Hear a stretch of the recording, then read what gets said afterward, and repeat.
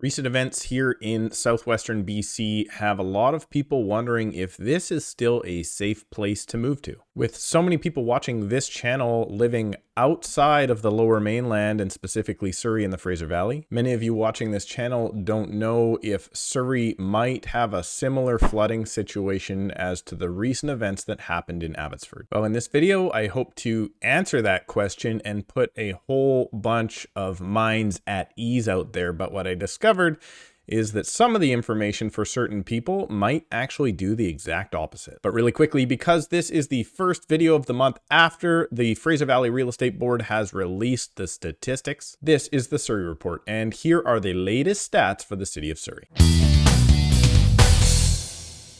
The benchmark price for townhouses is $770,300, with an increase of 3.2% month over month, and a very significant increase of 30.3% year over year. Moving into our detached market, our benchmark price is $1,557,900. That is up 3.4% month over month and 34.7% year over year.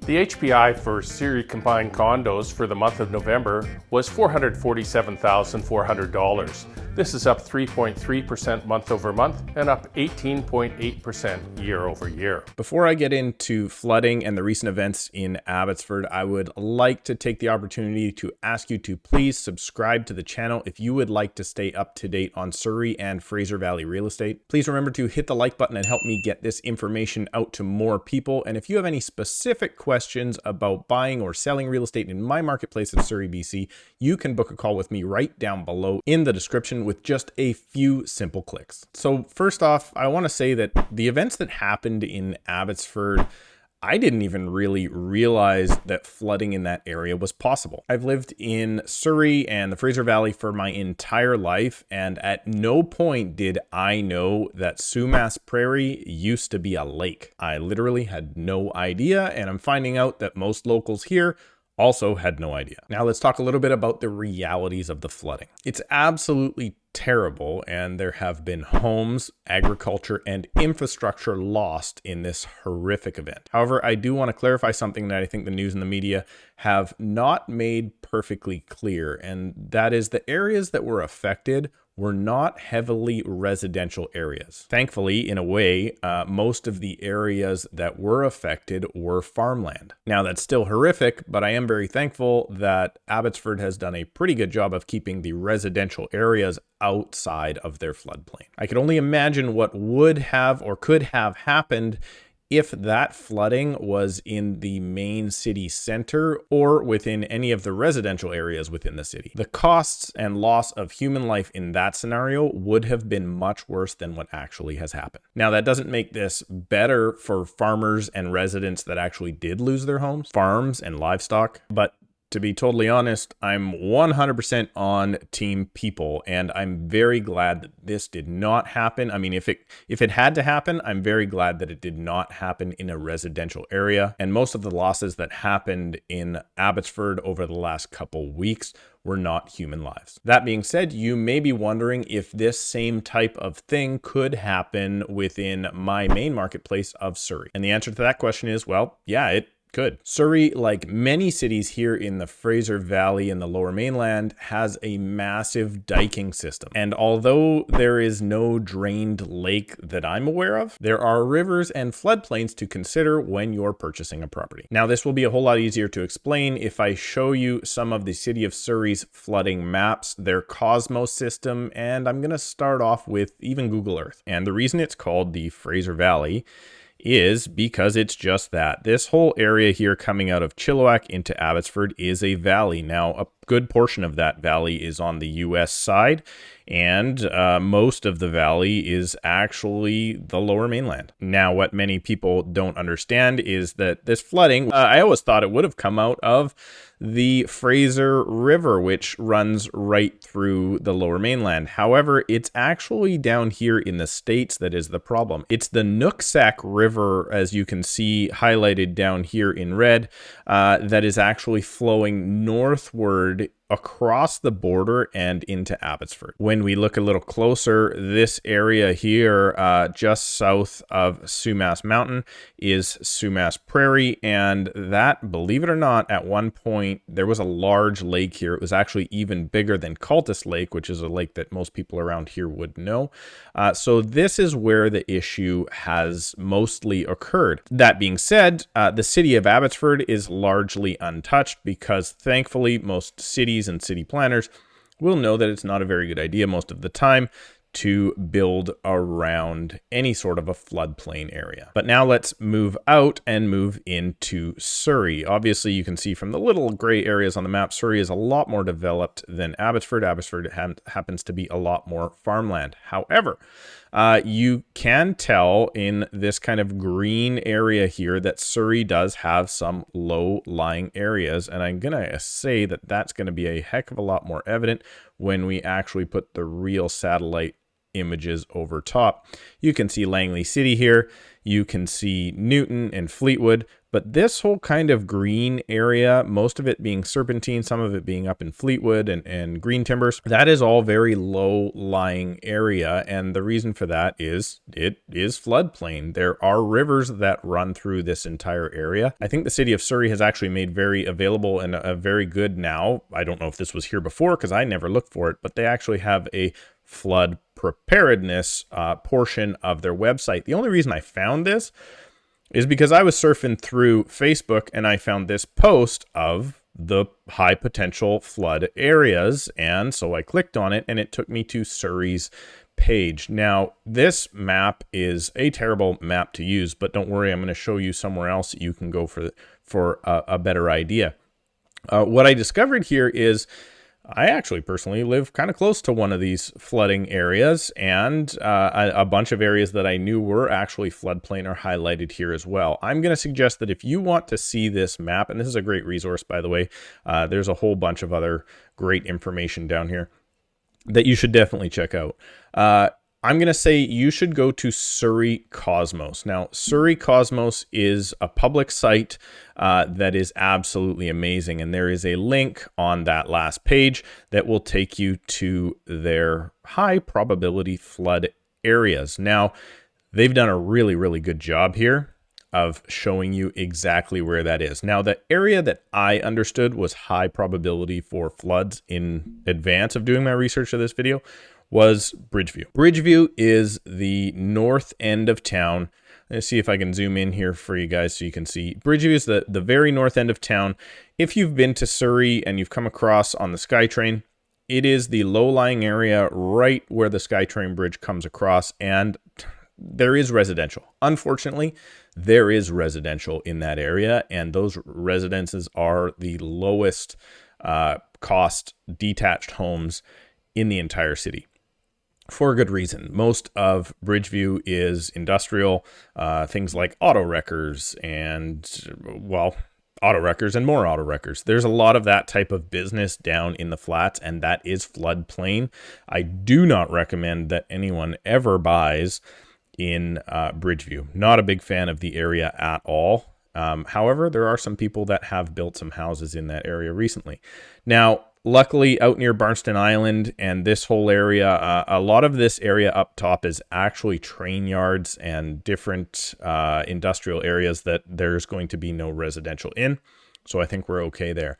But as we go further south, there is an issue for a lot of people to they should really consider. Now, most of these areas highlighted here, Surrey has done a very good job of making them ALR or agricultural land reserve. So most of them, again, much like Abbotsford, are farms. The bad news is when we have floods, that will cause problems for our farmers. However, the general population in residences should not be affected. I'm going to zoom in here real quick and show you something I had personal experience with when I was younger. A lot of people, again, coming to this area don't realize it. Here's the Serpentine River coming right across 88th Avenue. Now, I used to commute down 88th Avenue in a previous lifetime right out of high school, and this whole section from 88th Avenue from 168th all the way over to basically 192nd, it actually used to have floodgates across it. it would be multiple times a year where I would be commuting to work and we would have to do a diversion up along 96th Avenue just to get to work, because this is a low-lying area. Now, they've done a very good job of diking that area and raising the roadways and all that stuff. The only downside to that is I think a lot of people don't remember that it is indeed floodplain, and you will see there are mostly acreages and hobby farms in that area. But when you look really, really closely, for instance, in this area around Greenway Drive in Fleetwood, there are some houses that come very, very close to that floodplain. So it is something that I would consider and want to know if I was buying right in those particular areas. Now, if you're buying a farm, hobby farm, any sort of acreage in Surrey, I would check this map every single time, because most of that acreage is within this floodplain area. And now a lot of the development that is happening north of 72 Avenue in Clayton Heights is coming remarkably close to this possible floodplain area. So it is something to consider. However, like I said, I think the city as a general rule is doing very, very well at not letting subdivision happen. However, I can say in my particular neighborhood of West Cloverdale, I don't know how this development ever happened, but there is, I think it's 1, 2, 3, 4, 5, maybe 6 residential properties that were allowed to be built right within the ALR and right within the floodplain, and I have no idea why. Now, they have elevated the properties, they are up high. My suggestion is, and I think this is going to happen through a lot of the farmhouses that you are being seen built now in Surrey, these really big houses where they're putting pilings in and they're building up the soil with big construction blocks and all sorts of stuff. I've never thought that was a good idea. At some point, Mother Nature is going to come in. You can do all the geotech engineering you want. I think at some point, Mother Nature is going to come in and wipe away your home. So will that happen in your lifetime? Maybe not. But if you're passing that farm down to family in the future, well, there is definitely possibilities there. So you will see a lot of those type of homes south of Highway 10 in Serpentine, which is a sub area of Cloverdale. So that whole area leading out to Mud Bay is floodplain. I think, again, the city has done a very good job. It's mostly farms. There's even things like bird sanctuaries. There are a lot of golf courses. Golf course, in my opinion, great place to have flood, because it's not the end of the world and there won't be a bunch of human or livestock loss at that rate. But here is the one part I want people to pay attention to. When you get into South Surrey, there is a tiny little corner of Morgan Creek that comes very, very close to floodplain. And let me show you what I mean. I would bet, if I had to bet, that floodplain doesn't go straight down streets very conveniently. Right? So at some point, this section of Morgan Creek, depending on diking systems and levels of elevation, something to consider. All right? So if you're looking particularly in South Surrey, Morgan Creek, even some parts of King George corridor, you may want to look at this map in advance of actually making a purchase. There has been some recent development down along 35th Avenue, down by the Nooksack River. Something to consider, okay? I don't want to scare anybody. Most of Surrey, you're going to be totally fine. But if you're getting in and along the Nooksack River or the Serpentine River, I think you should pay attention. But now, there is a legitimate concern. And I think most people should know about it. And this, I always kind of knew this, but I guess I never really paid that much attention to it. Look at this. This is Crescent Beach. All of Crescent Beach is in a high probability flood area.